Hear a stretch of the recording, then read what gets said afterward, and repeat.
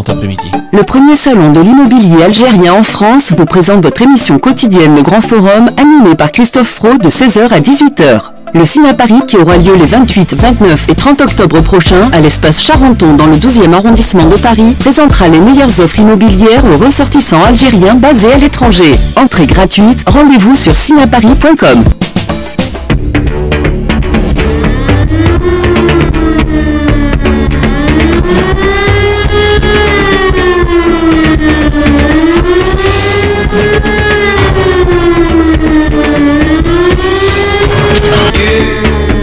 Christophe sur France Maghreb 2.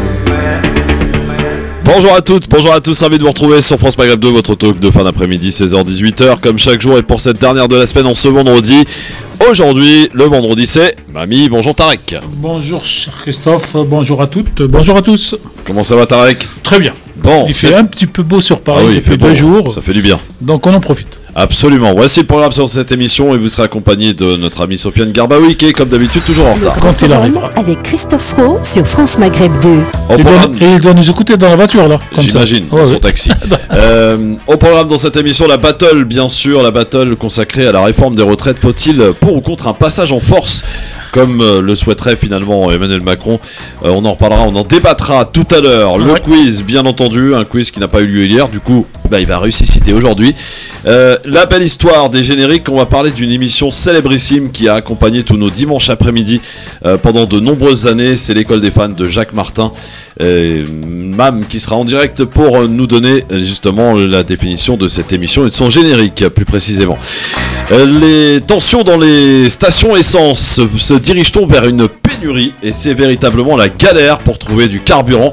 Du coup on lance notre avis de recherche à la recherche du carburant, ou ce qu'il en reste évidemment principalement la région Nord-Pas-de-Calais, mais aussi en Ile-de-France et également dans le sud. Ça devient très compliqué avec à ce jour 4 raffineries sur 6 en grève aujourd'hui. En plus. Le zapping bien entendu tout à l'heure, et puis nous parlerons des enjeux du voyage de Madame Borne, la Première ministre, qui seront après le président à Alger. Mais pourquoi faire? On se posera la question évidemment tout à l'heure. Signer des contrats. Et dans le fait du jour, c'est une information qui est tombée aujourd'hui, qui ne manquera pas de vous faire réagir Tarek, c'est le directeur de la PJ de Marseille qui a été démis de ses fonctions. Ouais. On va essayer de démêler un petit peu toute cette information. Et il s'appelle pas Hassan par hasard? Non, il s'appelle pas Hassan. Ah bon. Je crois pas en tout cas. On en parlera. Restez avec nous sur France Maghreb 2, bienvenue. Bienvenue dans le Grand Forum présenté par Christophe Fro. Le Grand Forum.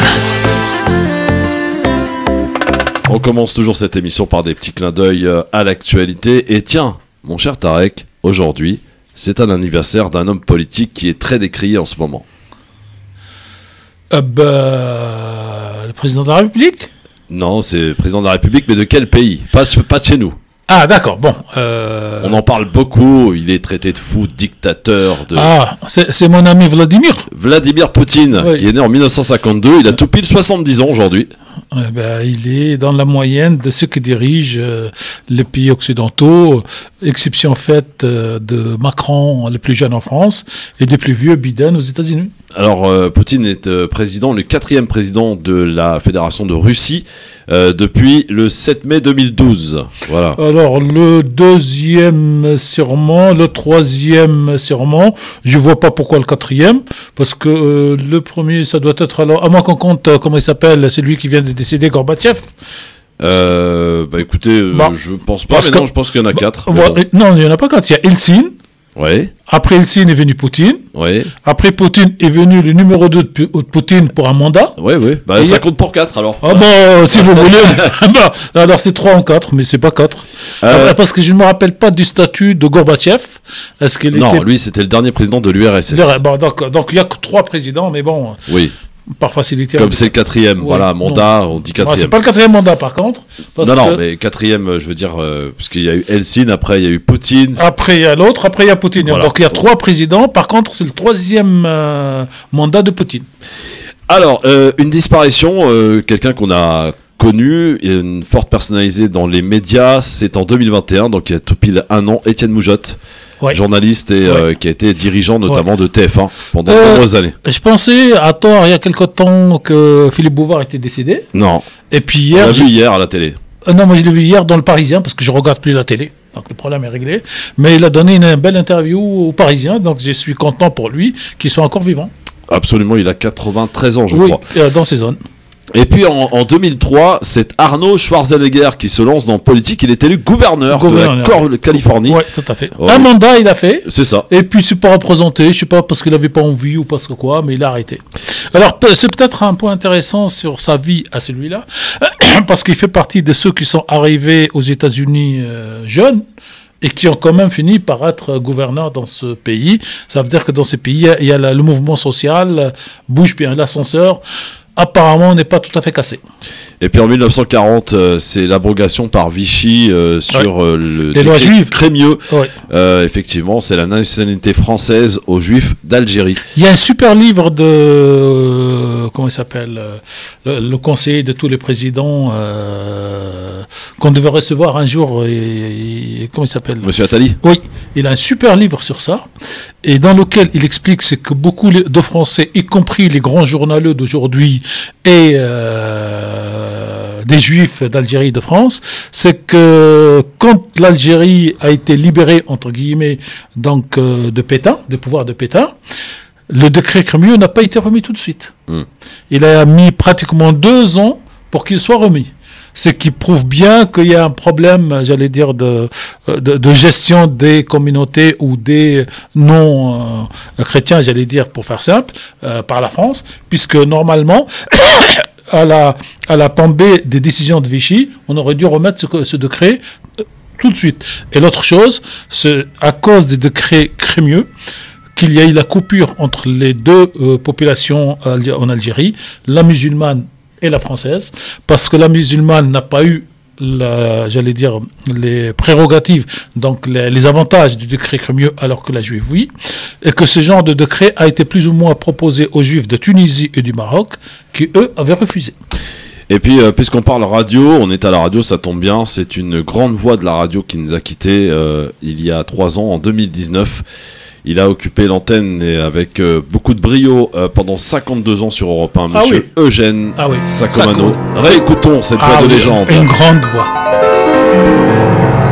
On a démarré bien sûr sur cette équipe de France qui a été épouvantable contre la Chine, où on a perdu 1-0. But fabuleux de Masséboli. Oh, quel but! On passe, que tu nous fais plaisir.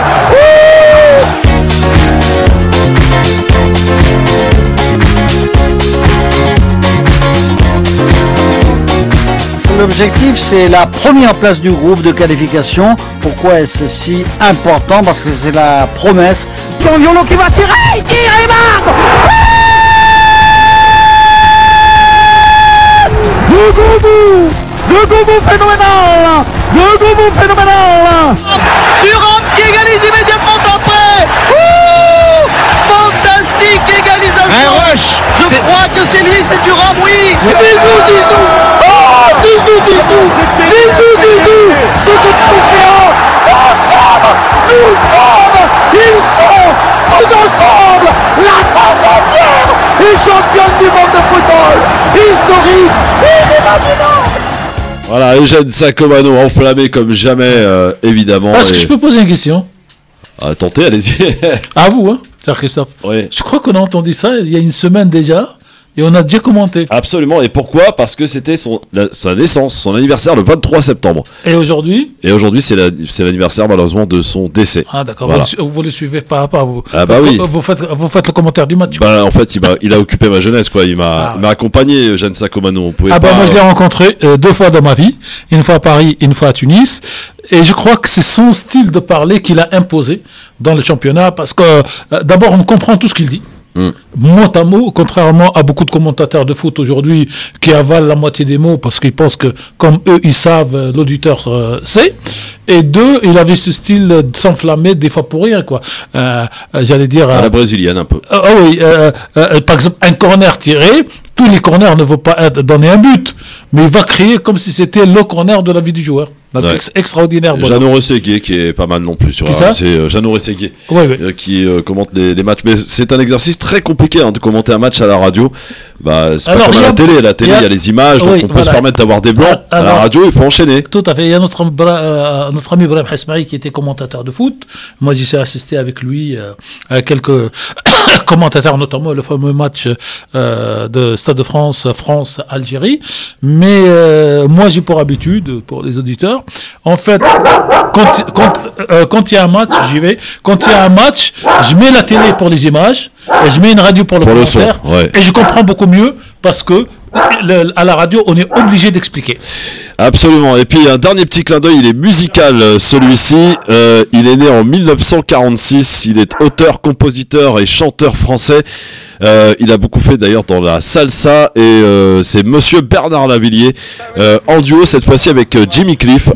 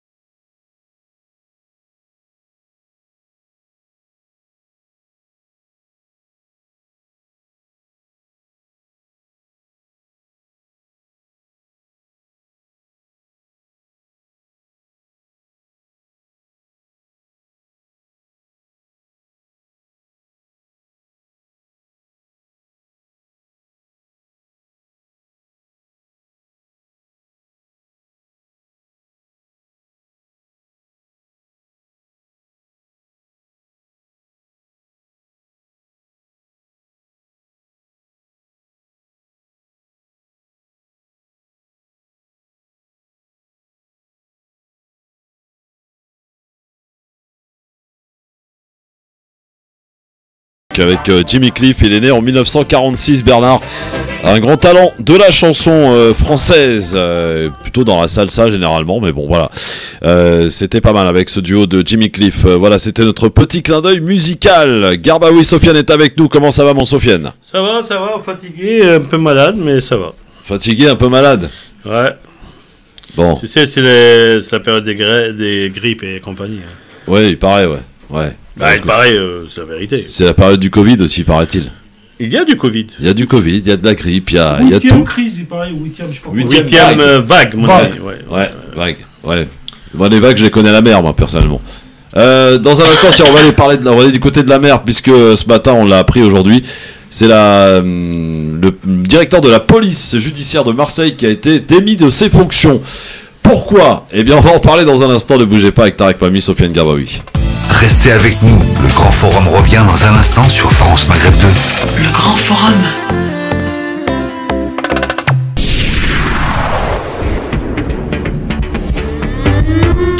Le Grand Forum, merci d'être avec nous ce vendredi avec Sofiane Garbaoui, avec Tarek Mami, et on l'a appris aujourd'hui. Décidément, Gérald Moussa Darmanin n'aime pas beaucoup qu'on vienne contester un peu soit ses décisions, soit ses projets de loi, puisque le directeur de la PJ de Marseille a été démis de ses fonctions. Tarek, c'est ce qu'on a appris aujourd'hui. Ouais. Après l'affaire EQSN, où ça patauge. Et on en reparlera peut-être un petit mot pour dire que la Belgique n'est pas prête à collaborer complètement avec la France. Visiblement, il y a une audience de 10 octobre prochain. En tout cas, le directeur de la PJ de Marseille paye un peu le fait que ses troupes ont manifesté contre Gérald Darmanin. C'est pas ses troupes, jusqu'à preuve du contraire, c'est la police nationale. Hein. Oui, bah non, en tout cas, c'est ses troupes dans le sens où c'est lui qui est le directeur. Oui, il est directeur. Voilà. Mais bon, après bon. Ça, alors pourquoi il a été démis de ses fonctions alors ? Alors, moi, je voudrais d'abord dire un mot sur la Belgique, le tribunal, la justice, EQSN, Moussa et tout ça. Il y a un point juridique que les auditeurs doivent retenir, quelle que soit la décision de la Belgique. Ce fameux mandat européen a été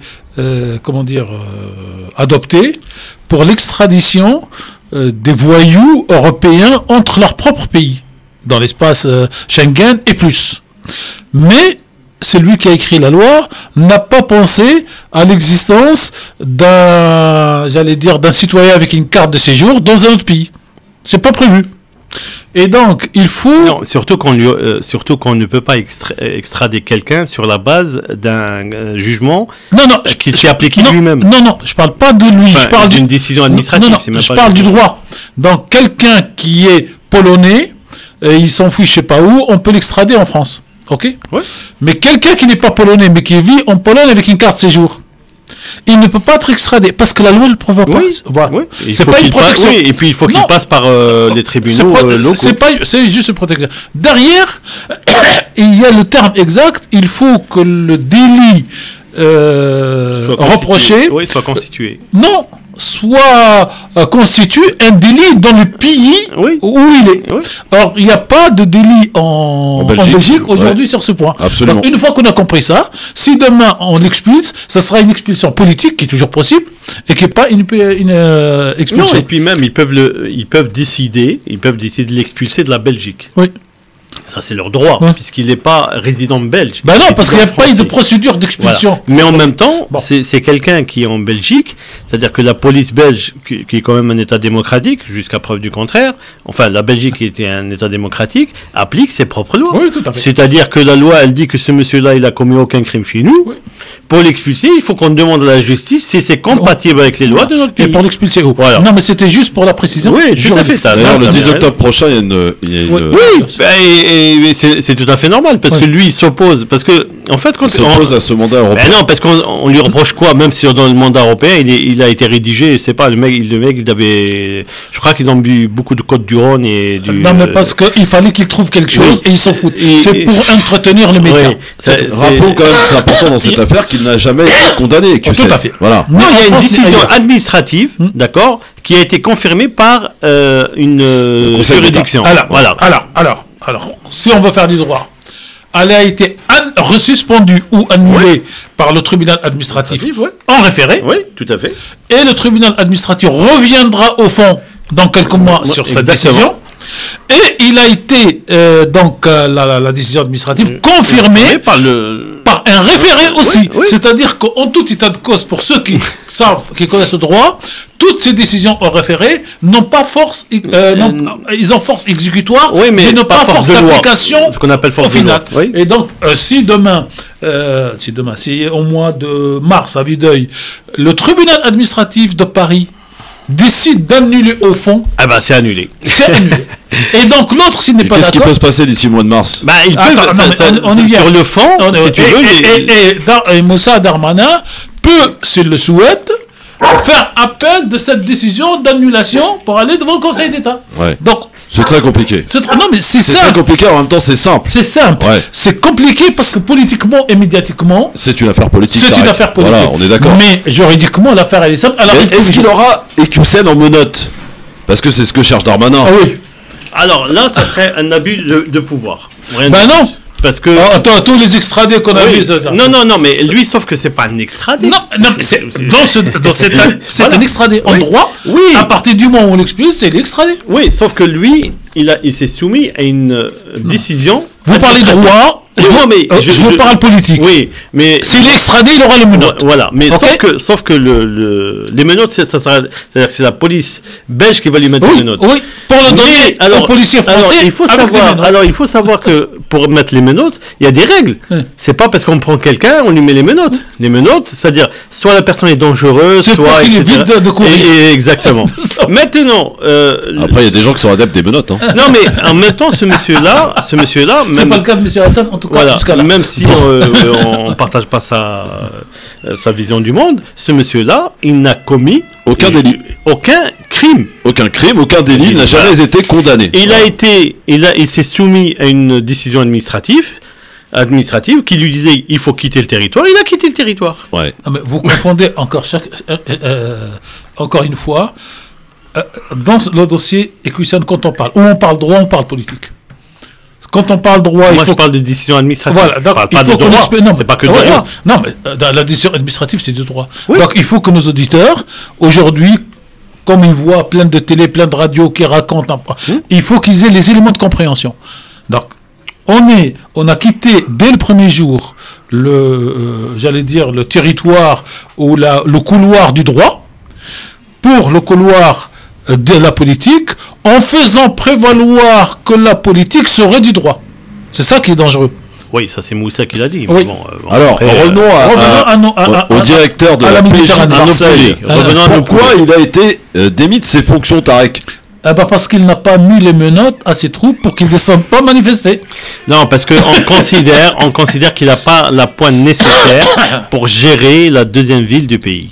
Point à la Bon, ligne. le préfet de Paris, qui avait la poigne pour gérer Ouais. les gilets jaunes, Didier Lallemand? n'a pas pu empêcher la même chose à Paris contre le ministre de l'Intérieur, je ne sais pas si c'est Moussa ou quelqu'un d'autre, et il n'a pas pu empêcher la tenue d'une manifestation des policiers devant l'Assemblée nationale. Pourquoi il n'a pas été viré? Ah, parce qu'il tapait bien sur les gilets jaunes. Ah, quand même. d'accord. Ouais. Donc la faute du patron de la PJ à Marseille, c'est qu'il ne frappe pas. Non, c'est qu'il n'a pas de gilets jaunes à frapper. C'est sûr. Il n'en a plus maintenant. Il y a même, il vient d'être nommé il y a pas longtemps. Non, il est là depuis 2015. Ah, donc il n'a pas tapé assez fort. Si, il a tué une dame. Non, mais pas lui. C'est troupes. Non, Oui. c'est un crise moi, j'aime bien la logique. cardiaque. Zineb Redouane. Oui, moi j'aime bien les logiques. Non, mais elle a eu une crise cardiaque. Oui, c'est ça. Ça compte pas. Suite à la réception d'une Balle, enfin Non, d'une grenade. D'une grenade lacrymogène. Voilà. Non, mais une crise cardiaque. Elle était en train de fermer ses volets. On va pas lui faire porter le chapeau de crise cardiaque. Il a reprimé, mais bon, pas assez. Ouais, pas assez. Pas assez visiblement, donc il a été démis de ses fonctions. Non, allez, plus sérieusement. Voilà. En général, dans ce genre de situation, on a quelqu'un à placer. Voilà, premier point. Deuxième point. Et donc, il faut qu'on cherche. Le nouveau patron de la PJ, parce que c'est un nouveau patron. C'est une dame, apparemment. Le nouveau patron. Oui, c'est une dame. veut avoir ses troupes. Voilà. Tout simplement. Donc, on cherche n'importe quoi. Donc, on cherche les prétextes. Et puis, ils ont l'avantage, ces gens-là, par rapport aux patrons des sociétés privées, c'est que eux, ils sont nommés ailleurs. Non, voilà. C'est que le patron, il vire quand il veut, où il veut, mais le mec, où il est nommé ailleurs, il est nommé ailleurs. Ou il reste chez lui pendant quelques mois pour toucher un salaire. Donc, mais là même s'il va au tribunal, il est nommé à. Il est déjà nommé à l'EPJ, je crois. Ah bon. L'inspection générale de la police. Ça s'appelle le placard. Ouais, c'est un bon placard. Un placard à 8 ou 9 000 euros. C'est ce qu'il avait avant. Tu touches un salaire et tu ta gueule. Moi je prends. Moi aussi. Pour prendre, il faut commencer par être chef de PJ ou quelque chose comme ça. Oui, on est chef de France Maghreb. Allez. Et dans un instant, Madame Borne part en Algérie. les 9 et 10 octobre prochains. Ouais, elle est la bienvenue. Hein. Apparemment, elle part avec une grande délégation, Sofiane. 16 ministres. 7 ministres. 16. Ouais. Donc c'est une délégation plus importante sur 22, que Macron alors. Macron, c'était une visite d'État, donc il va pas prendre tout le gouvernement avec lui. En général, les présidents arrivent, ils préparent le terrain et ils font la suite, c'est la comment t'appelles ça? La suite, c'est les ministres qui prennent la suite. D'accord. Premier ministre. Bon, alors ça, on en parle dans un instant, Sofiane. Oui, c'est dans le cadre normal. Présenter un petit peu le prélude de ce sujet. Ouais. Madame Borne, donc, qui part en Algérie accompagnée de 16 ministres, nous dit Sofiane. Mais pourquoi faire? Qu'est-ce qu'il va y avoir de plus que la visite d'État d'Emmanuel Macron? Va-t-elle remettre une invitation officielle, comme on vous l'avait annoncé ici en exclusivité, à Abdelmadjid Tebboune pour une visite d'État en France prévue début de l'année 2023? On vous dira tout dans un instant avec Sofiane Garbaoui, Tarek Mamia, tout de suite. Ne bougez pas, le Grand Forum revient dans un instant. Le Grand Forum sur France Maghreb 2.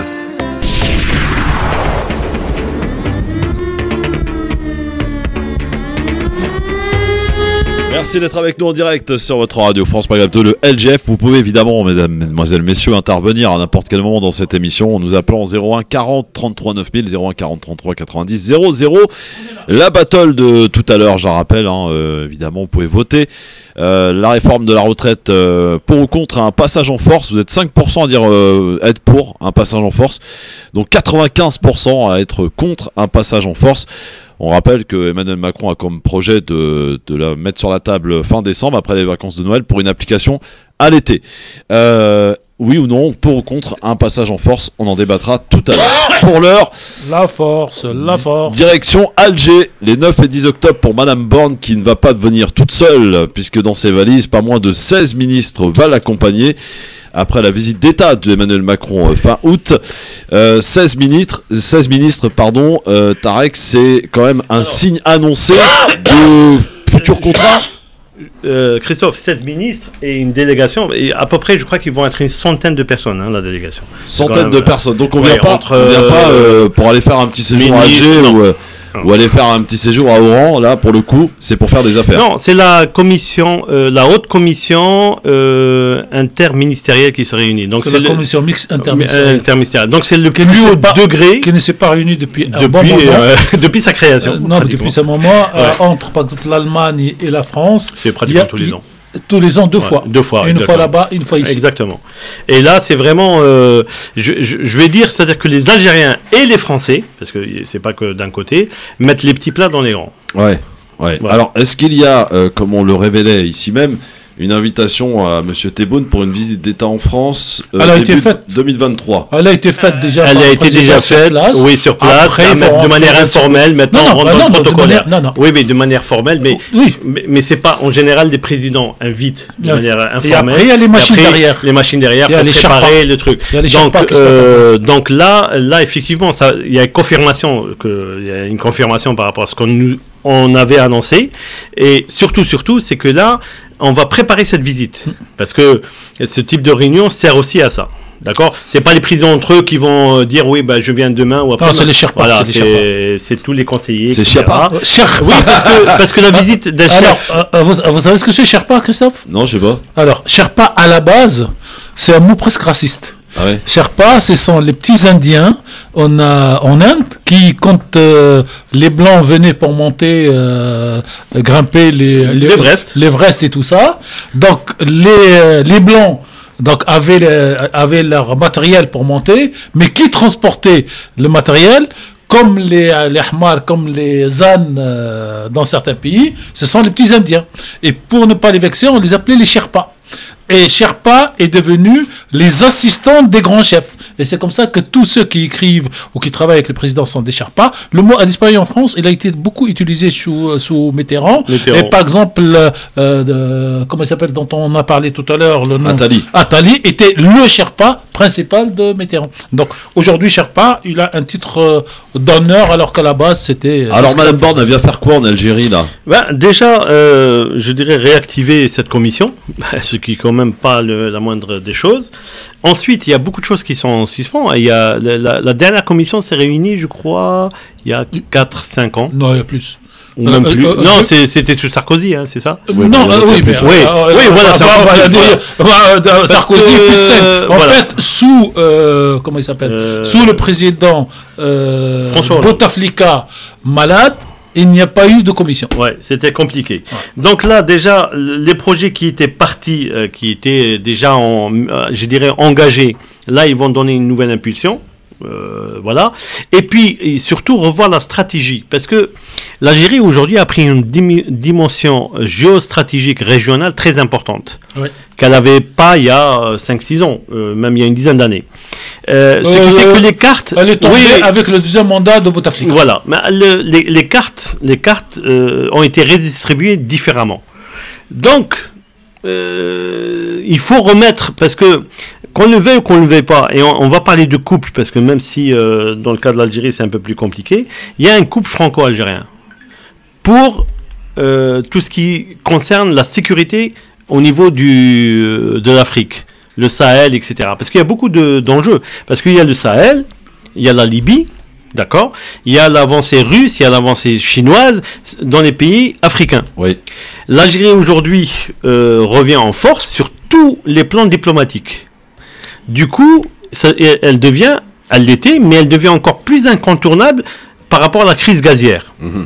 Donc il y a tout ça qui fait qu'aujourd'hui, ça devient, on va le dire un peu cavalièrement, the place to be. Elle devient un pivot. Et ça, les Français l'ont compris il y a longtemps, mais là aujourd'hui, le rapport qu'ils ont avec qu'a instauré le président Tebboune, c'est un rapport de gagnant-gagnant et un rapport de force en faveur de l'Algérie. Ce qui fait que les Français ont compris que ce côté néocolonialiste qu'ils avaient un peu, même avec d'autres pays, ça a été le cas avec la Tunisie, ça a été le cas, surtout avec la Tunisie, dernièrement, eh ben, ils savent qu'avec l'Algérie, ça sera plus possible. Oui. Donc voilà, donc il faut maintenant jouer différemment. Ça veut dire qu'aujourd'hui, Sofiane, concrètement, ceux qui disaient que la France faisait un peu ce qu'elle voulait chez elle en Algérie, c'était grosso modo ce qu'on disait. Oui, mais la France depuis 62 ne fait plus ce qu'elle veut en Algérie. Oui, non mais voilà, on a connu des périodes où quand même la France avait une mise importante. Non, et pourquoi? Parce que l'Algérie, comme tout pays, a ce qu'on appelle des intérêts. Si les intérêts algériens et les intérêts français à un moment se trouvent convergents, pourquoi je me mettrais contre la France pour être contre la France?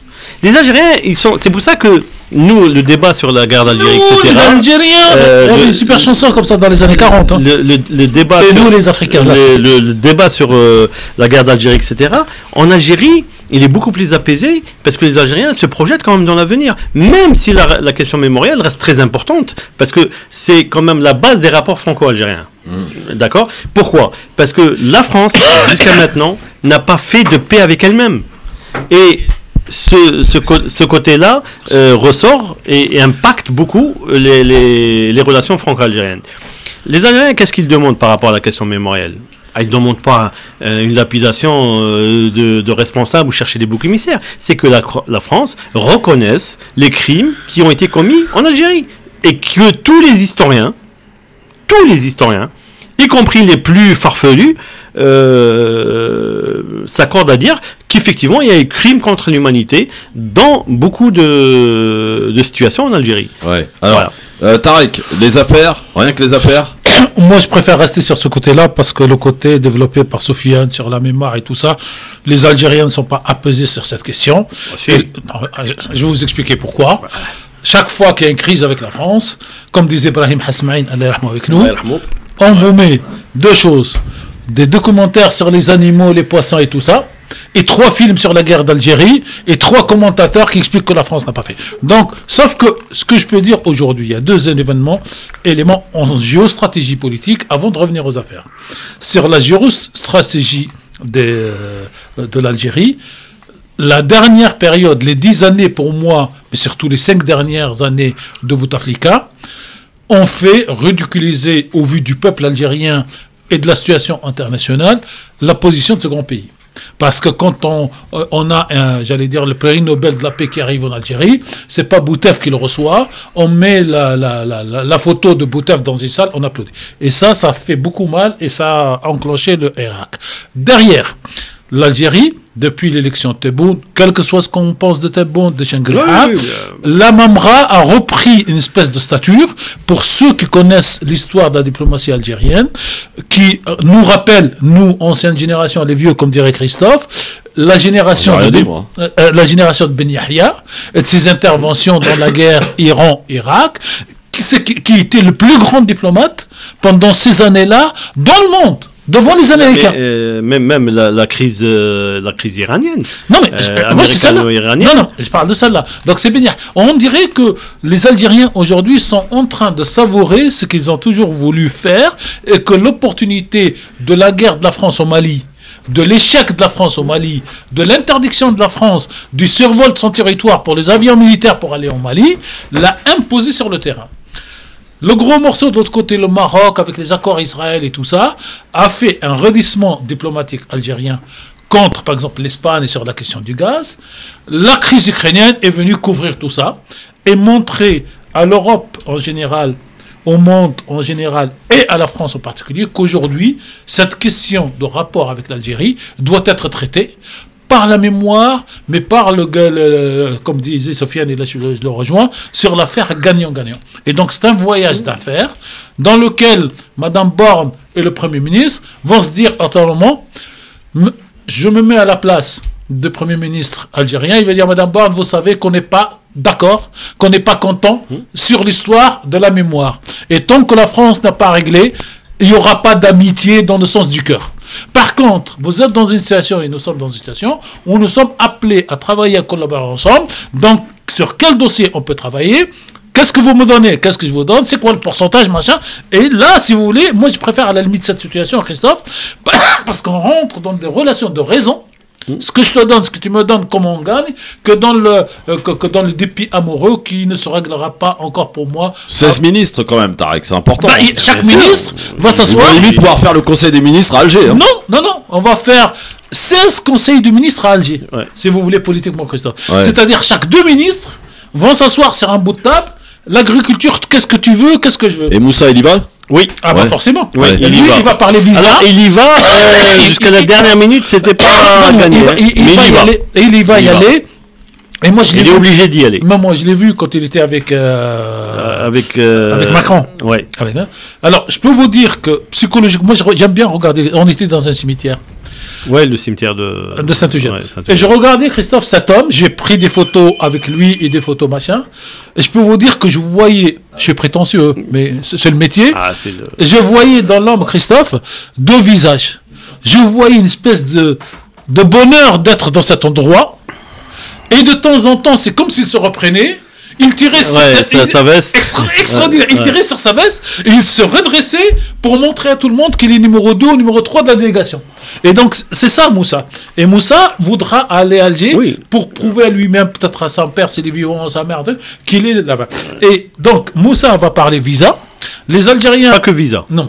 Il va principalement parler visa et échange sécuritaire. Mais le plus important, en fait, c'est la défense. C'est comment l'Algérie va s'engager pour garantir encore plus ses frontières sur le Mali, et comment la France va faire des gestes en termes de défense, en termes de sécurité, pour faire comme ce qu'elle a fait il y a 15 ans avec le Maroc. C'est grâce au Maroc qu'on arrête des réseaux et tout ça. Et donc, après, vous avez le ministre de l'Éducation, peut-être qu'il va dire, il serait peut-être temps d'écrire le nom du général, machin, mais c'est pas parce que c'est en Algérie, mais parce que c'est un type, comme dirait le journaliste de L6, c'est un salopard, c'est un non-fumeur. Donc, il y aura 16 réunion de ministres.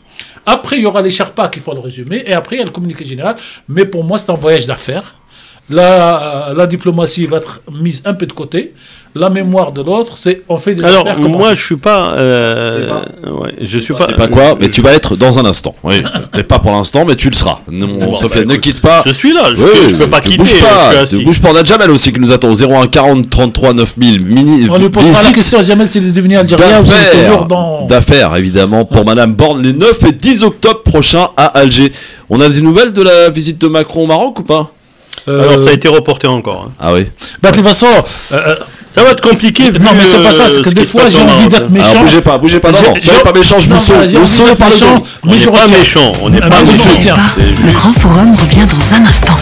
Le Grand Forum sur France Maghreb 2.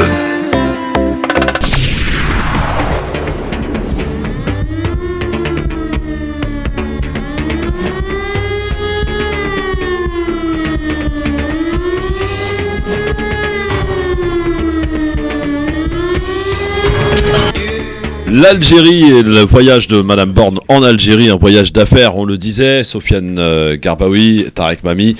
Et je vous posais la question concernant le voyage au Maroc du président Macron qui devait intervenir là, octobre-novembre, qui a été repoussé, donc ça y est, c'est repoussé encore. Ouais, c'est pas refusé, c'est repoussé. Non, repoussé, j'ai dit. Oui. Repoussé. Oui, mais enfin, moi, ça me paraît logique parce que d'abord, la santé du roi, elle est quand même pas au top. Hein.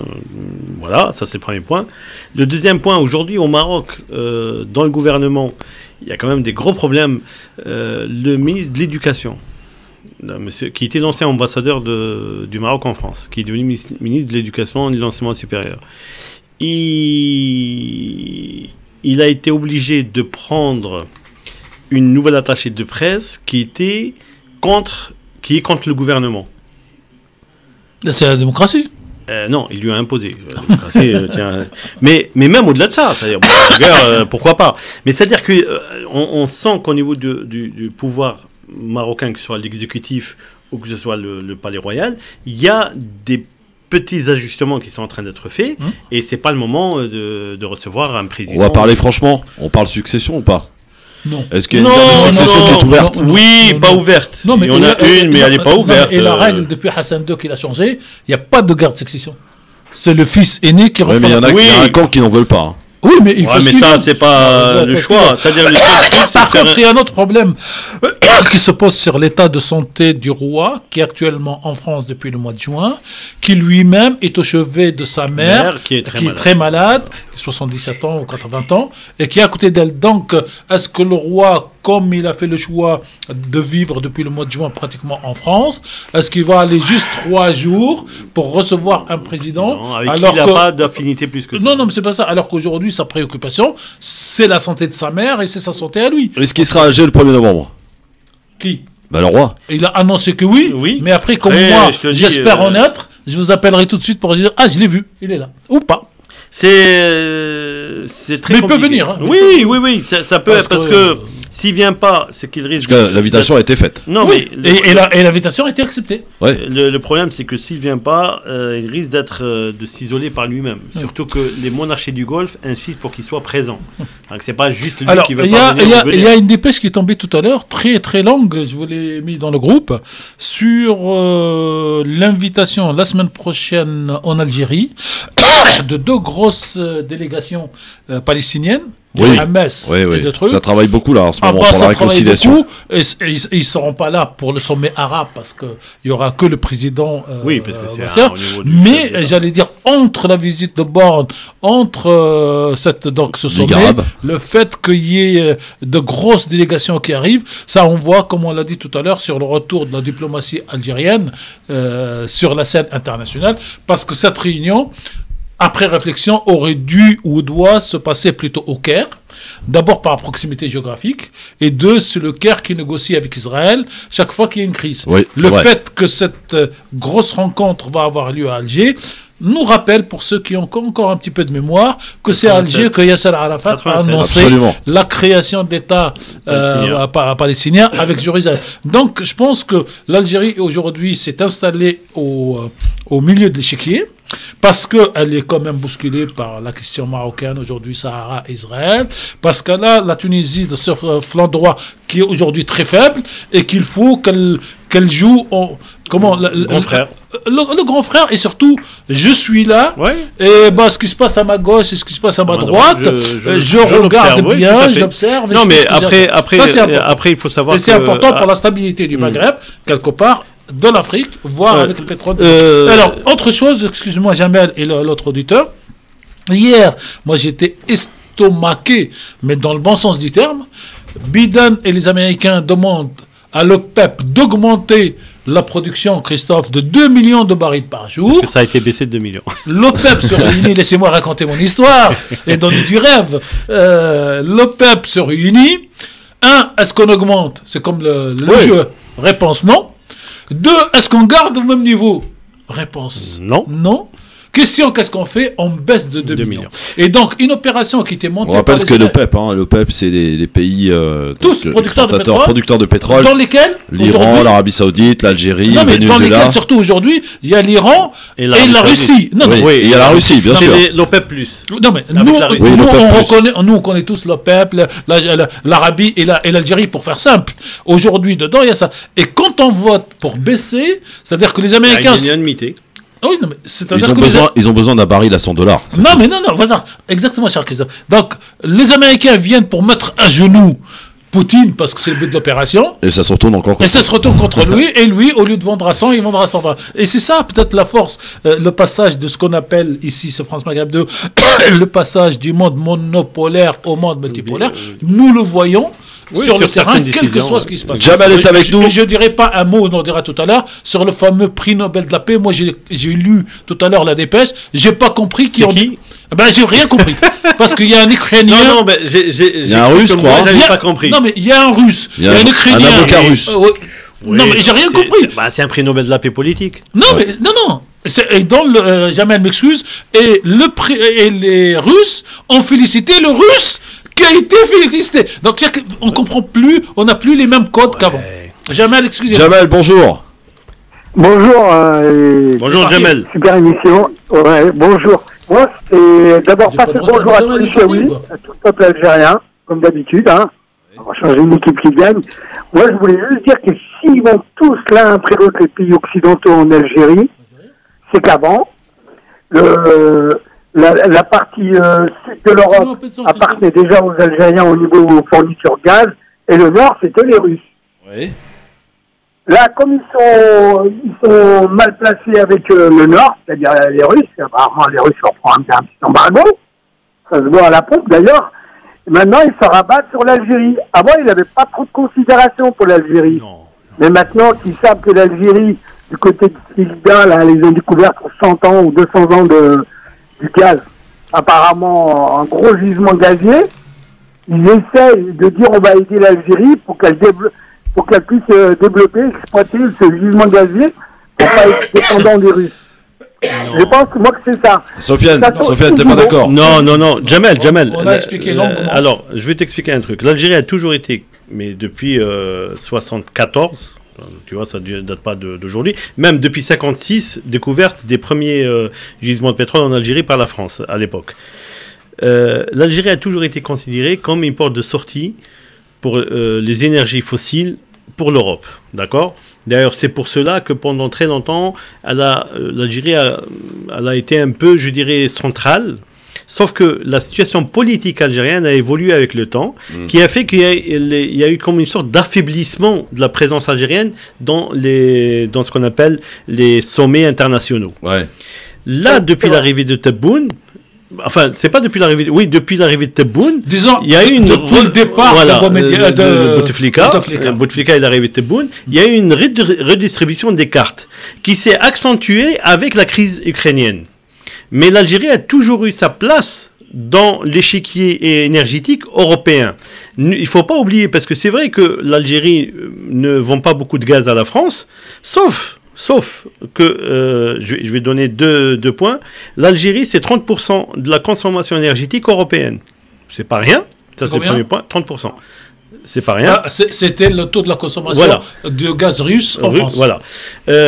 Deuxième point qui a toute son importance avec ce qui se passe aujourd'hui en France par rapport au... C'est 17%. Non, c'est le gaz russe. Non, c'est en France. Après, moi, je parle au niveau européen.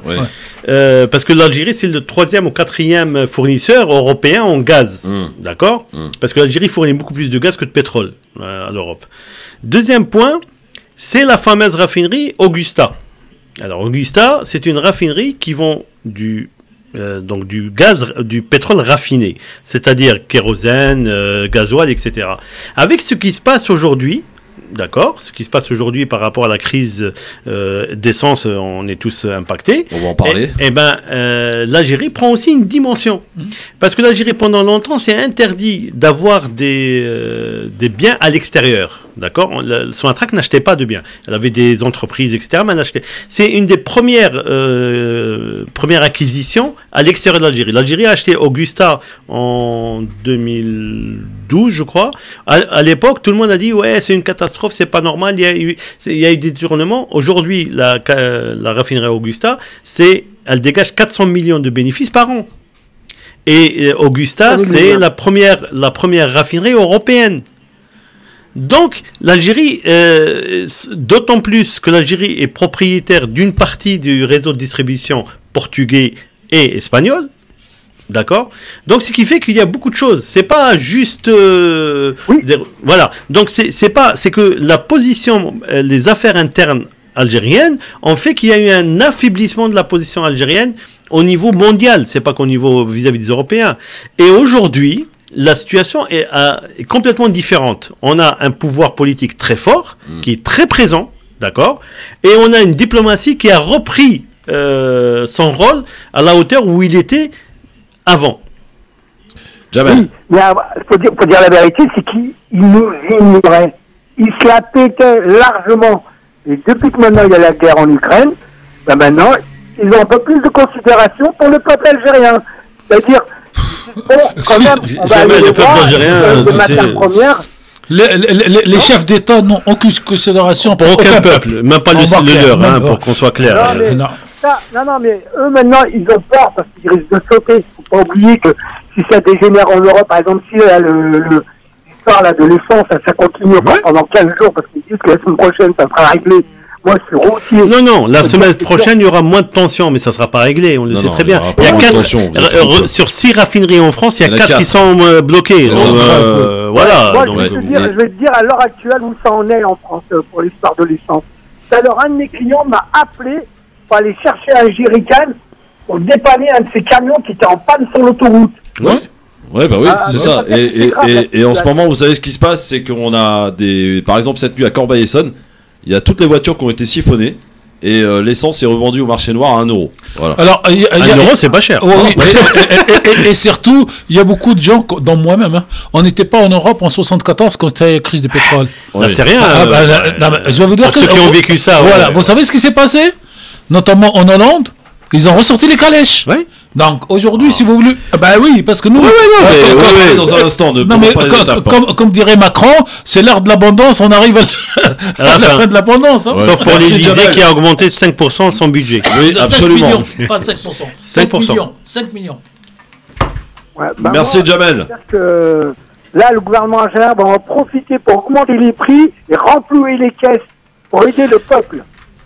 Oui, après c'est la politique, la politique algérienne a toujours été, et même ça si les gens n'arrivent pas à le comprendre, une politique de redistribution de la rente. Voilà, c'est ce que j'allais dire. Il faut savoir que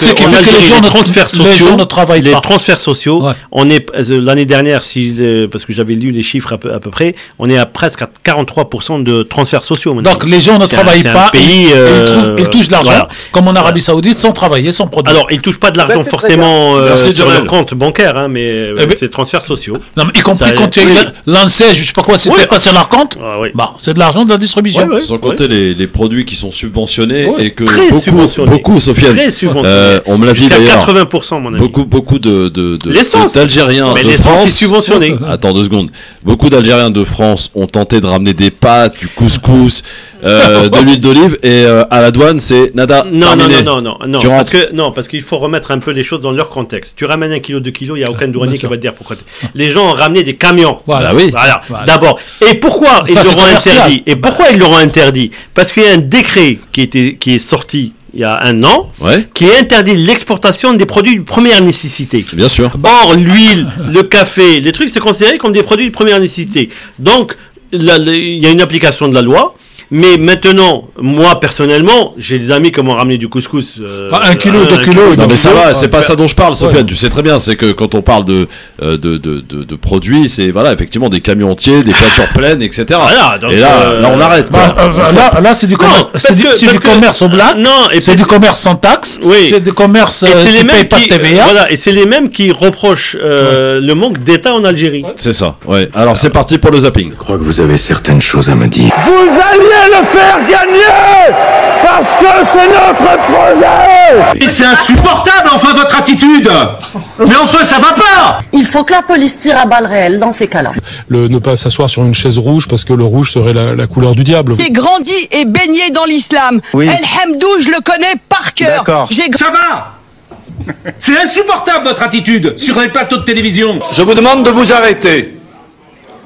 Je vous demande de vous arrêter. Vous croyez qu'ils oseraient venir ici? Alors, dans notre zapping aujourd'hui, ce qu'il fallait pas rater à la télévision, ou pas d'ailleurs, voici un nouveau slogan en rapport avec la crise énergétique annoncée hier par la première ministre Madame Borne.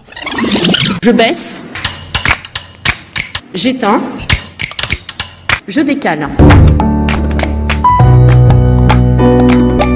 Ce sont des gestes parfois anodins, mais qui, à grande échelle, ont un impact considérable. Le chauffage dans ces bâtiments administratifs sera ramené à 18 degrés. L'eau chaude sanitaire sera coupée. Et puis pour les véhicules administratifs, on incitera les agents à rouler au maximum à 110 km/h.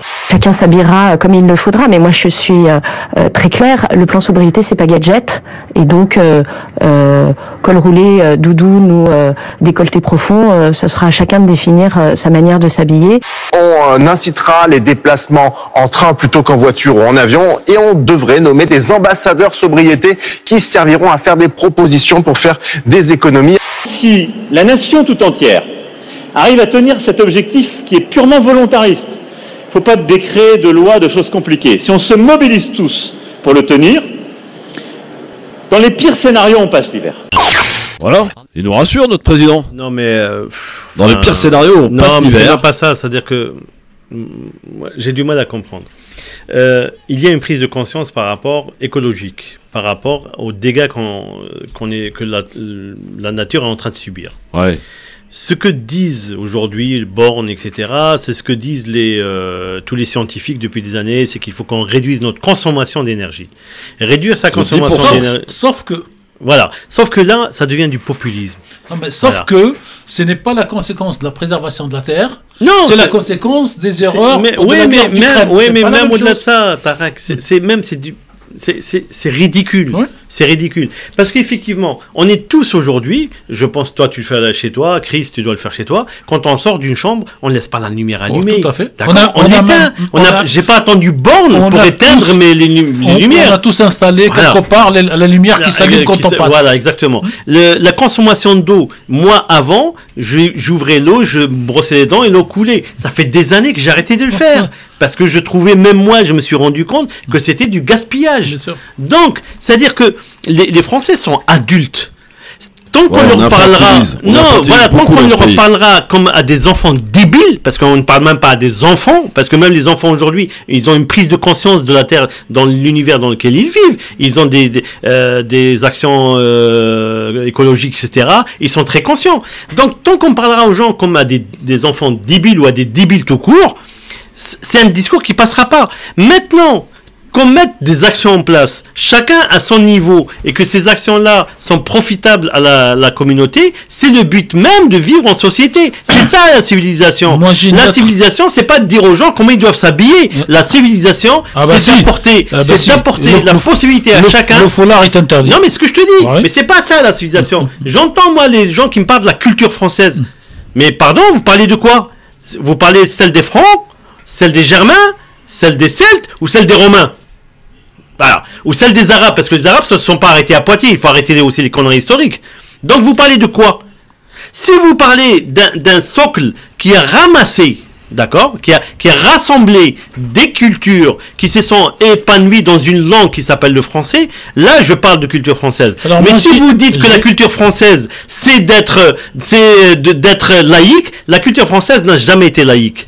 La Révolution française s'est exprimée sur la présence de la religion dans le cadre public. Mais elle n'a pas dit que les gens doivent être d'une couleur, ou doivent s'habiller comme ça, ou doivent s'habiller comme cela. J'envoie une lettre ouverte à Madame Borne. Je la signe avec toi. Et éventuellement au président de la République.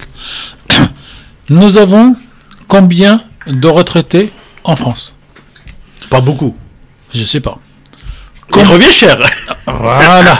À combien reviennent les 2 mois, disons, de 15 novembre au 15 janvier? Ça fait quoi? C'est 8% de retraités qui disparaissent. Non, mais avant qu'ils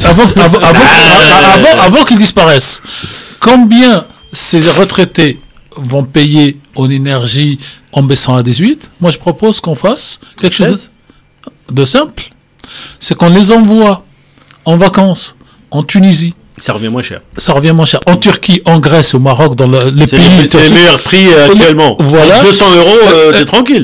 Et l'État paye ça et il va récupérer... Ce qui n'a pas été consommé. Ce qui n'a pas été consommé. Pas bête, hein. Alors, tu héberges des réfugiés ukrainiens. Non, mais ça, c'est non, mais là, tu héberges des Ukrainiens, tu vas consommer. Voilà. Moi, je parle de ces retraités qu'on va sauver, dont on va prolonger la vie, à qui on va... tout ça, c'est pour dire quoi? C'est pour dire... Non mais c'est pour dire que c'est pour dire que ce n'est pas parce qu'on a fait Sciences Po et l'ENA qu'on a les meilleures idées que les autres, parce qu'on pense tous le barbare pareil. Alors que quand on fait, je sais pas, de réunions communautaires, par exemple dans le quartier, le maire vient voir les gens et dit on va baisser le truc de la piscine. Ouais. C'est quoi votre proposition? Et vous allez trouver que ça va jaillir. J'ai vu une petite vidéo d'un maire dans le 77 et il explique qu'en gros il avait 5 millions d'euros d'énergie par an et là il se retrouve demandé à 15 ou 16. C'est à Neuilly, c'est pas dans le 77, c'est à Neuilly-sur-Marne. Voilà, bon, en tout cas dans le sud de Paris. Bon, déjà, et lui donc il pourra même pas allumer. Et c'est quoi? Et aujourd'hui on va la faire simple.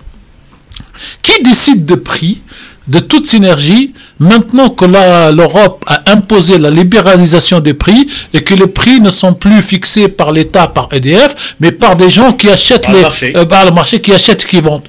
La fameuse main du marché. Alors, un homme c'est le truc du sucre là. Qui avait promis de quitter la politique après son échec aux primaires des LR, il revient avec la création d'un nouveau parti politique et voici que il habite du côté de Lyon par hasard? Non, pas du tout, c'est Xavier Bertrand. Ah d'accord. Pendant 1 heure et 6 minutes, il va carrément dérouler un programme. Alors Bertrand se bat pour quoi? L'ordre, la laïcité, l'immigration, le travail, la santé, l'éducation, le logement, le transport, la culture aussi, l'écologie. Et c'est pas pour tout, Xavier Bertrand, il est au top, hein. Sauf que monsieur Xavier Bertrand, et des fois il faut se lâcher, même si c'est pas dans la battle, ce monsieur ne respecte pas les lois de la République. Et pourquoi? Je vais vous expliquer, chers auditeurs, chers auditrices. Vous connaissez tous le fameux lycée Averroès des Arabes, des musulmans. Oui, à Lille. Il a bloqué la subvention il y a 2-3 ans. Le lycée a été au Conseil d'État et en appel, le tribunal, il a tout gagné. Il l'a obligé à payer la subvention de l'année qui était donc dans la bataille. Qu'est-ce qu'il fait après? Il rebloque l'année suivante pour 2 ans de subvention. Celui-là va présider la France et respecter la loi? Voilà, monsieur Bertrand. Et donc, quand on a ramassé le coup qu'il a ramassé, d'ailleurs, madame, comment s'appelle, Hidalgo, est en train de faire la même chose parce qu'elle a réuni les anciens au cadre pour aller attaquer Olivier Véran dans le congrès qui aura lieu à Marseille. Contre sa ligne, parce que lui il est plutôt NUPES et elle est anti-NUPES. Ces gens ne tirent aucune leçon des gifles qu'ils reçoivent par les électeurs. Hidalgo, je pense qu'elle est anti-tout. Excusez-moi, et je termine par Sarkozy. Pour Sarkozy, par contre, elle est bien aller voir le champagne au Parc des Princes. Tout à fait. Et elle a applaudi en 2011. Je prépare un article d'ailleurs. En 2011, c'est elle la première qui a soutenu l'arrivée du Qatar, alors que les autres étaient contre. Parce qu'elle pensait ramasser. Dernière chose. Je vais me faire un peu de pub, vous permettez, cher Christophe. Moi, je suis sur Twitter. J'écris pas beaucoup, mais Twitter, Tarek Mami, pas Twitter, autre chose. Il y a une semaine, il y a 4-5 jours, je sors d'une belle conférence de presse sur le sophisme du côté de la porte d'Orléans. Avec l'Institut... Non, c'était pour préparer le festival de Fès. D'accord. Et je marche, il faisait tellement beau, je me suis dit, je veux me taper 4, 5, 6 km à pied. Et je commence à marcher et j'arrive à la porte d'Italie. Et à la porte d'Italie, je marche sur ce que moi, Tarek Mami, je croyais que c'était un trottoir. Et je me fais klaxonner de partout. Ouais, c'était une piste cyclable. Pire que ça, je m'arrête, je me retourne. T'avais une piste pour le bus, la grande piste pour le tram, la piste pour la voiture, la piste pour les poussettes, pour les voulets. Et il n'y a pas de piste pour les poussettes et pour les piétons. Bah non. Il n'y a même pas vous voyez le tweet, il y a la photo. Il n'y a même pas 70 cm.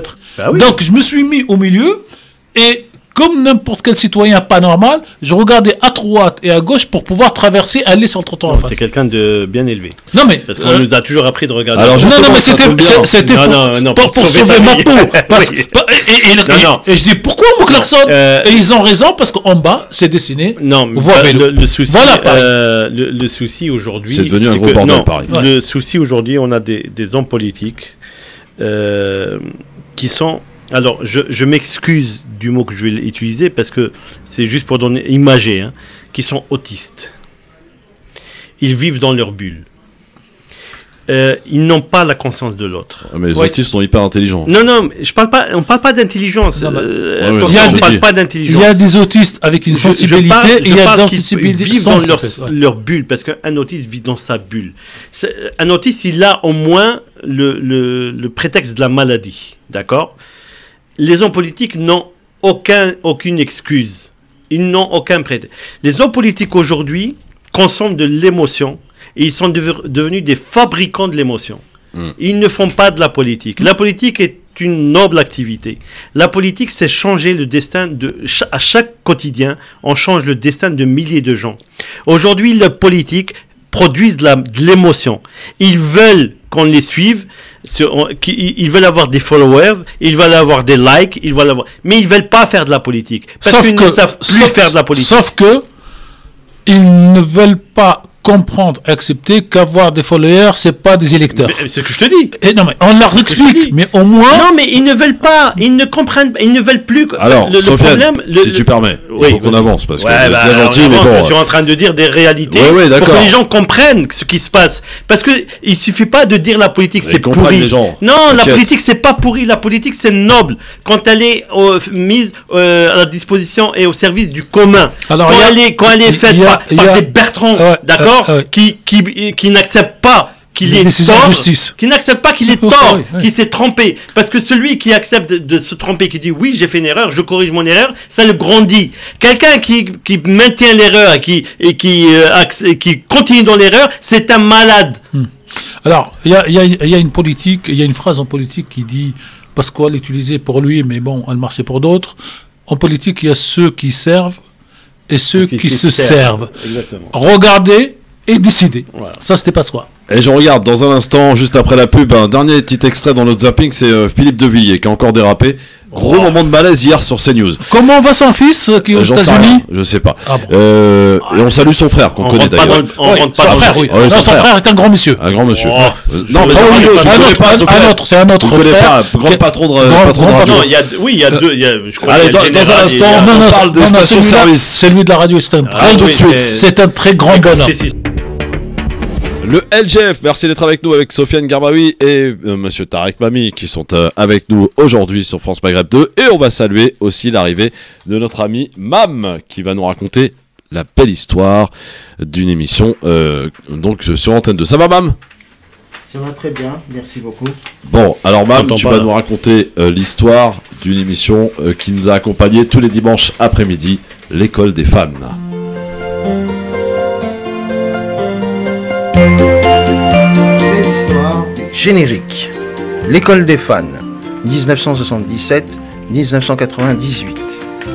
S'il y a bien une émission qui marque toute une génération de téléspectateurs français, ce programme figurerait en tête et de loin dans le Hall of Fame. Aujourd'hui, c'est à la pensée du regretté Jacques Martin que nous revient une émission qu'il a animée jusqu'en mars 98, l'école des fans. Un concept enfantin et tellement efficace. Faire réunir jeunes apprentis chanteurs venant interpréter les chansons d'une vedette présente en plateau, saupoudrés par les questions de Maître Jacques pour mettre à l'aise les bambins. À la suite de son départ du petit rapporteur sur TF1 en 1976, Antenne 2 lui offre un pont d'or à Jacques Martin et lui offre d'animer tout le dimanche à partir de midi et ce jusqu'à 21h30. Ainsi, à partir du dimanche 30 janvier 1977, il anime Bon Dimanche, dans lequel se trouve une multitude de programmes, dont La Lorgnette, Ces messieurs nous disent, avec nos camarades Jacques Rouland, Pierre Tchernia et José Arthur. Il y avait également Contrut et Music and Music. Et parmi ces programmes, naît l'école des fans, dont la marraine bien choisie est toute désignée, Chantal Goya.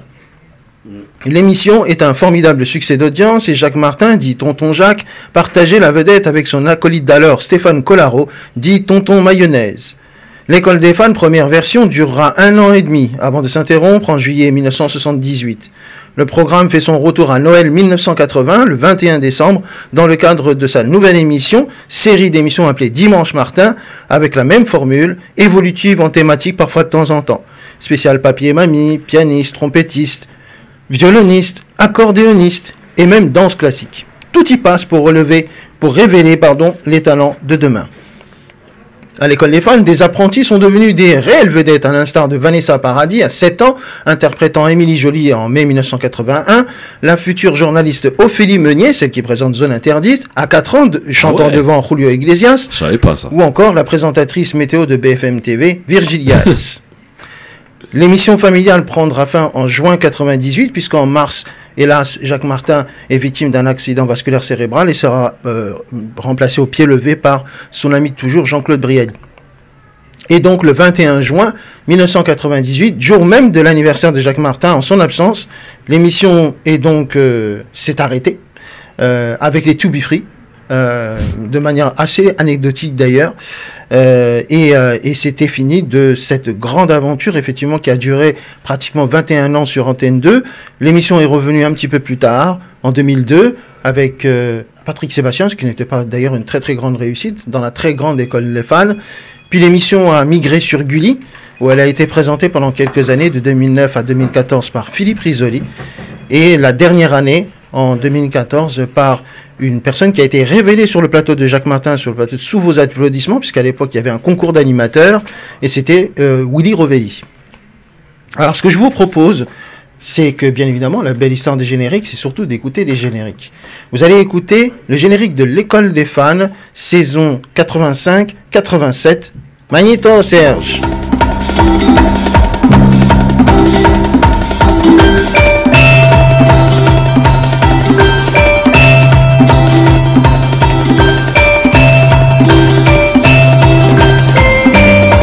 Je me rappelle de celui-là.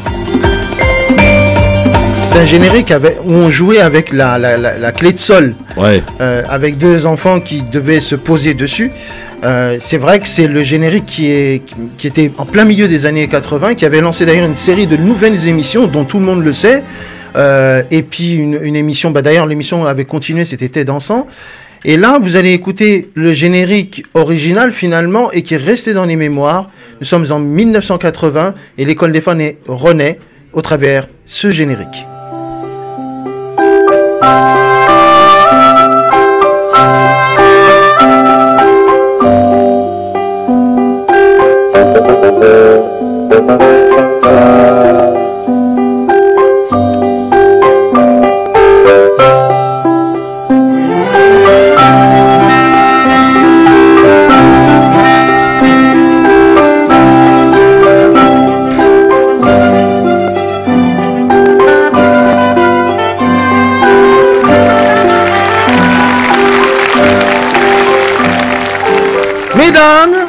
Mesdemoiselles, messieurs, bienvenue à l'école des fans.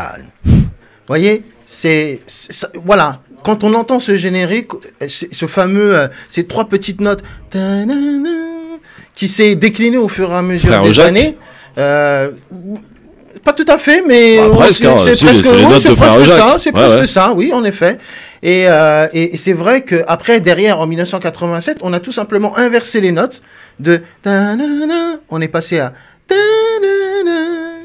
et c'est vrai que pendant des années, les émissions de Jacques Martin, d'ailleurs, étaient déclinées sous les mêmes notes, sur la même forme musicale, mais fait de façon différente, orchestrées de façon différente, avant que, dans les années 90, il y ait des génériques différents à chaque programme de Jacques Martin. En tout cas, l'école des fans fait partie, effectivement, pleinement et intégralement du patrimoine de l'audiovisuel français. Absolument. Et il y a un extrait d'émission que je vous invite à revoir sur internet, c'est lorsque Jacques Martin demande à un enfant que te fait à manger ta maman le mercredi, et l'enfant lui répond des sandwichs parce que après elle va avec tonton dans la chambre.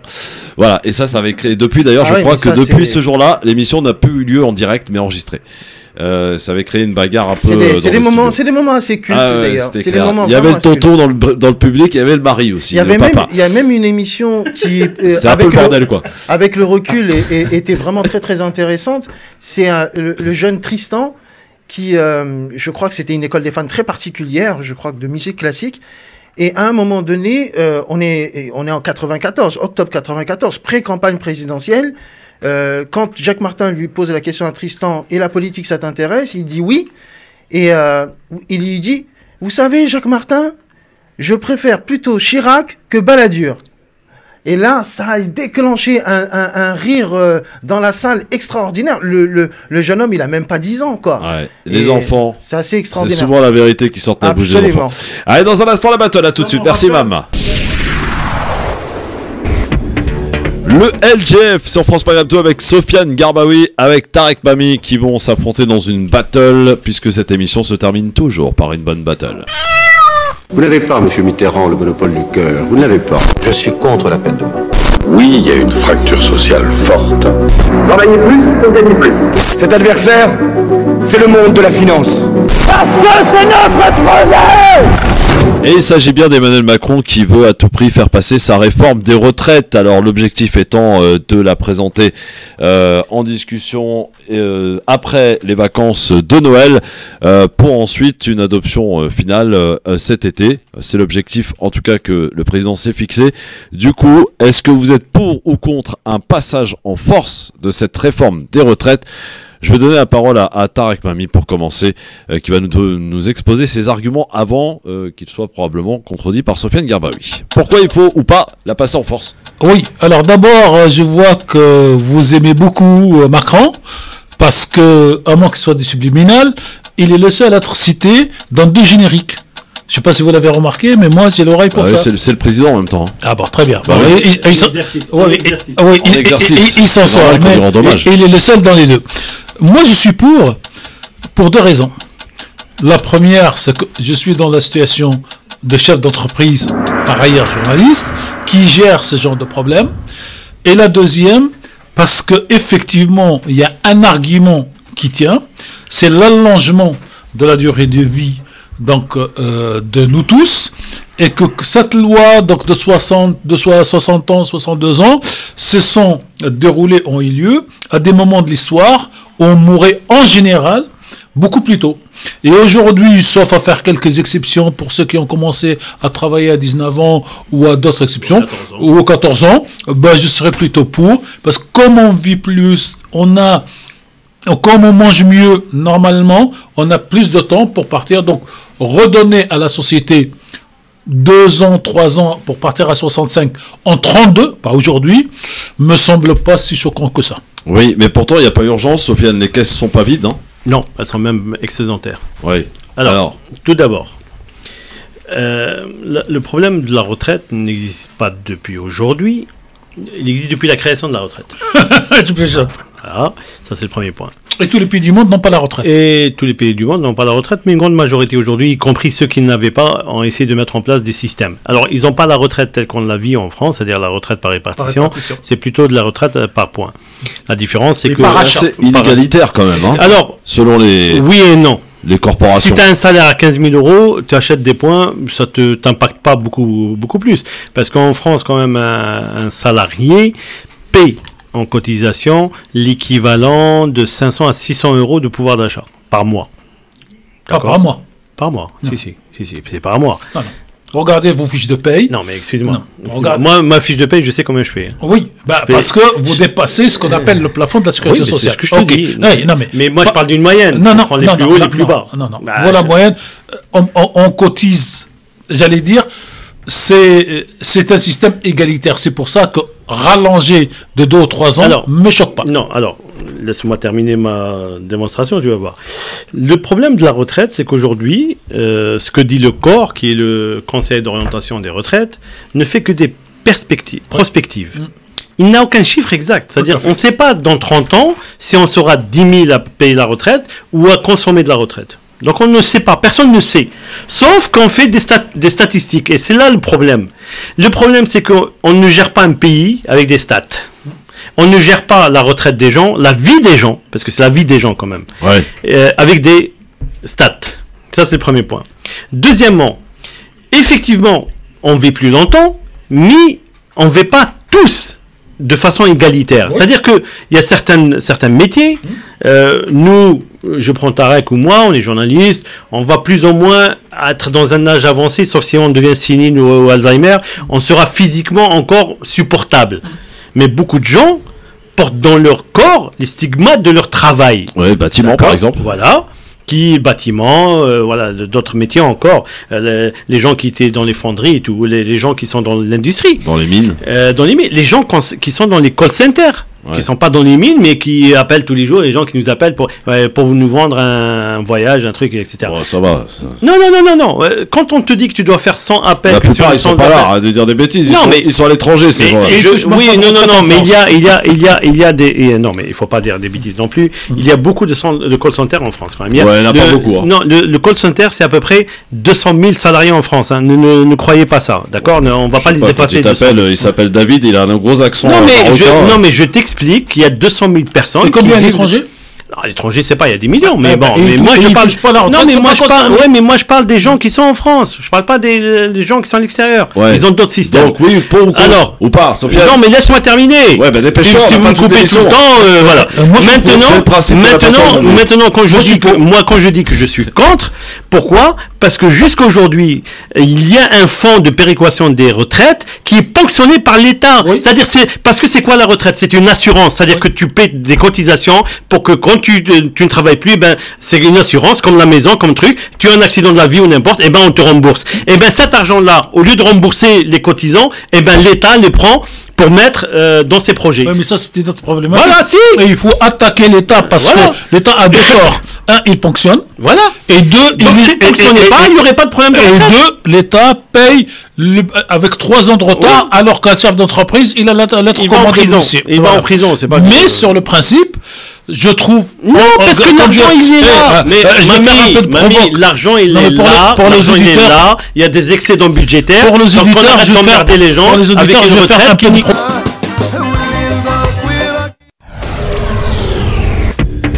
Le LGF sur France Maghreb 2 avec Sofiane Garbaoui, avec Tarek Mami qui vont s'affronter dans une battle, puisque cette émission se termine toujours par une bonne battle.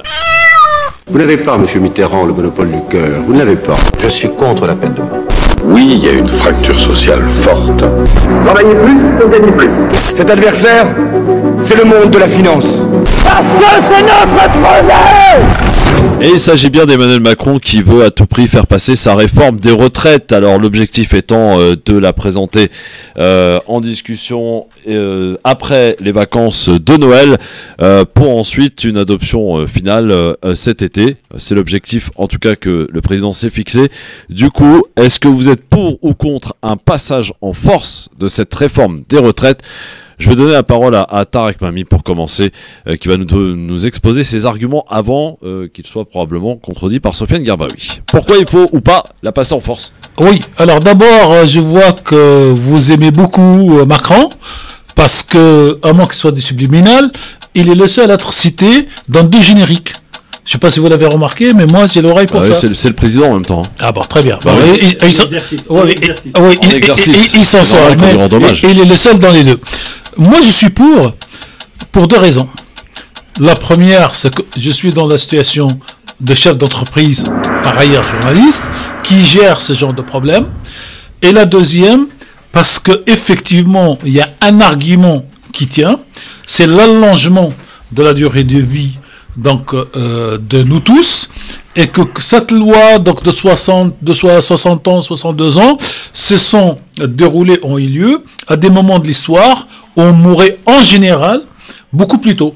Et aujourd'hui, sauf à faire quelques exceptions pour ceux qui ont commencé à travailler à 19 ans ou à d'autres exceptions, ou à 14 ans, je serais plutôt pour, parce que comme on vit plus, comme on mange mieux normalement, on a plus de temps pour partir. Donc, redonner à la société 2 ans, 3 ans pour partir à 65 en 32, pas aujourd'hui, me semble pas si choquant que ça. Oui, mais pourtant, il n'y a pas urgence, Sofiane, les caisses sont pas vides, hein ? Non, elles sont même excédentaires. Oui.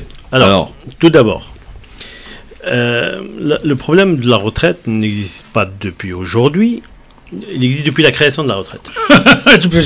Voilà, ça c'est le premier point. Et tous les pays du monde n'ont pas la retraite. Et tous les pays du monde n'ont pas la retraite, mais une grande majorité aujourd'hui, y compris ceux qui ne l'avaient pas, ont essayé de mettre en place des systèmes. Alors, ils n'ont pas la retraite telle qu'on la vit en France, c'est-à-dire la retraite par répartition. C'est plutôt de la retraite par points. La différence, c'est que... C'est inégalitaire quand même. Hein, alors, selon les... Oui et non. Les corporations. Si tu as un salaire à 15 000 euros, tu achètes des points, ça ne t'impacte pas beaucoup plus. Parce qu'en France, quand même, un salarié paie en cotisation l'équivalent de 500 à 600 euros de pouvoir d'achat par mois. Pas par mois. Par mois, si, c'est par mois. Non. Regardez vos fiches de paye. Non, mais excuse-moi. Moi, ma fiche de paye, je sais combien je paye. Oui, parce que vous dépassez ce qu'on appelle le plafond de la sécurité sociale. C'est ce que je te dis. Mais moi, je parle d'une moyenne. Non, on prend les plus hauts, les plus bas. Non. Voilà la moyenne.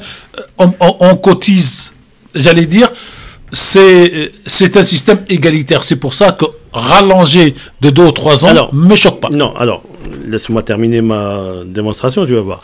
Le problème de la retraite, c'est qu'aujourd'hui, ce que dit le COR, qui est le Conseil d'orientation des retraites, ne fait que des prospectives. Il n'a aucun chiffre exact. C'est-à-dire, on ne sait pas dans 30 ans si on sera 10 000 à payer la retraite ou à consommer de la retraite. Donc on ne sait pas, personne ne sait. Sauf qu'on fait des statistiques. Et c'est là le problème. Le problème, c'est qu'on ne gère pas un pays avec des stats. On ne gère pas la retraite des gens, la vie des gens, parce que c'est la vie des gens quand même, avec des stats. Ça, c'est le premier point. Deuxièmement, effectivement, on vit plus longtemps, mais on ne vit pas tous de façon égalitaire. C'est-à-dire qu'il y a certains métiers, nous, je prends Tarek ou moi, on est journalistes, on va plus ou moins être dans un âge avancé, sauf si on devient sénile ou Alzheimer, on sera physiquement encore supportable. Mais beaucoup de gens portent dans leur corps les stigmates de leur travail. Oui, bâtiment par exemple. Voilà. Bâtiment, voilà, d'autres métiers encore. Les gens qui étaient dans les fonderies et tout, les gens qui sont dans l'industrie. Dans les mines. Les gens qui sont dans les call centers. Qui ne sont pas dans les mines, mais qui appellent tous les jours, les gens qui nous appellent pour nous vendre un voyage, un truc, etc. Oh, ça va. Ça... Non.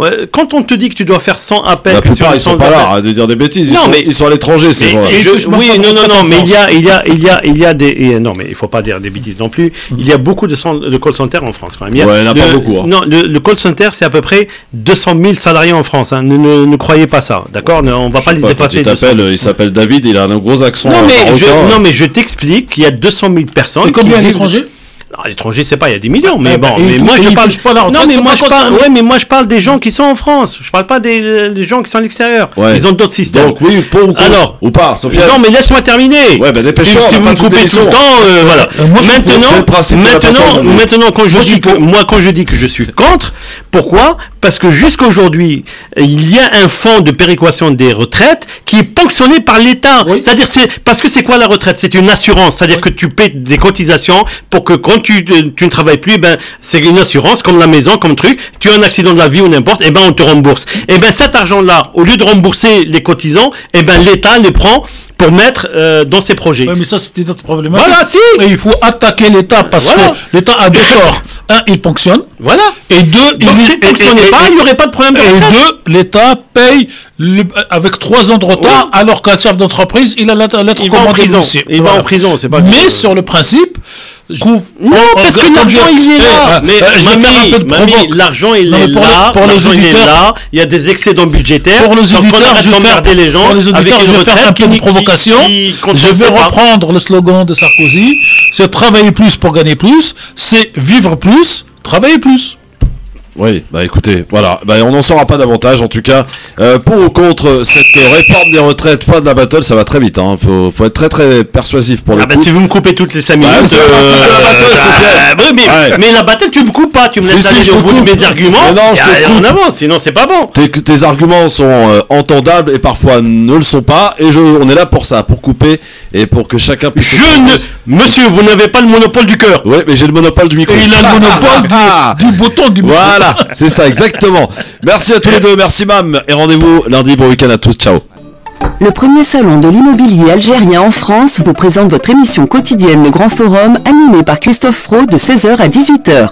Le Ciné Paris, qui aura lieu les 28, 29 et 30 octobre prochains à l'espace Charenton dans le 12e arrondissement de Paris, présentera les meilleures offres immobilières aux ressortissants algériens basés à l'étranger. Entrée gratuite, rendez-vous sur cinéparis.com.